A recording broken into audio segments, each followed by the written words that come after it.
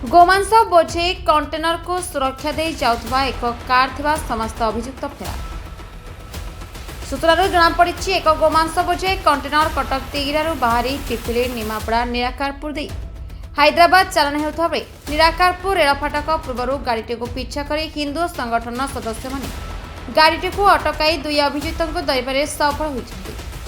खबर पाई निराकारपुर पुलिस घटनास्थल पहुंची गोमांस बोझे कंटेनर को जबत करी दुई अभियुक्तों को थाना अटक रखी तदंत जारी रखिछि। तेबे एते परिमाण गोमांस केउठु आसिला कुआडे जाउथला एथिपई केउमाने संपृक्त अछंती ताहाकु नै निराकारपुर चापा उत्तेजना सृष्टि होइछि।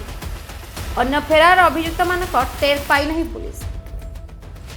जय श्री राम आज्ञा नमस्कार ओडिशावासी प्रभु जगन्नाथ। वर्तमान निराकारपुर आज्ञा एमती एक अंचल थिला आमे जानुथले एठी गोटे भाईचारा आसी जाइछि किंतु भाईचारार नारे एठी गोटे बड़ कलंकारी चलीछि। आगे गाई जाउथला आज्ञा आमर निष्क्रियतार आमर उदारतार देखिकी एमाने वर्तमान मटन कलेनी।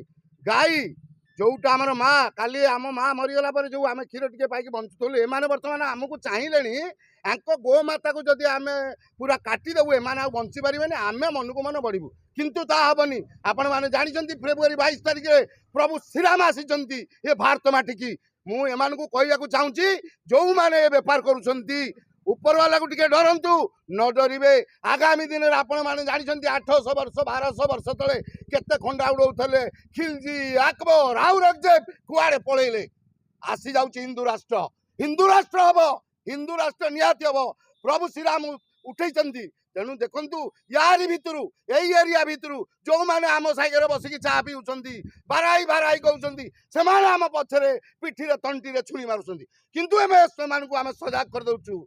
जदि मु निराकारपुर सरपंच हेली एमानकु रखाई जाबिनी मु एबे कहूची आ 2.5 वर्ष रहिला सरपंच इलेक्शन निदार्य छिड़ाबी एमानकर अवस्था शोचनीय करदेवी। तेणु एमानकु मु ताकीद करुची निराकारपुर रे भाईचारा रखिबा कोले ए व्यवसाय करंदुनु। एठाकार प्रशासन एठाकार किछु एई भली दलाल व्यक्ति जो माने परिश्रम करि जान नाहंती अल्प मेहनत रे बहुत पैसा रोजगार करिया खुजंती समान करछंती। खोर्धारू दीपक प्रधान का रिपोर्ट ना ओडिशा न्यूज।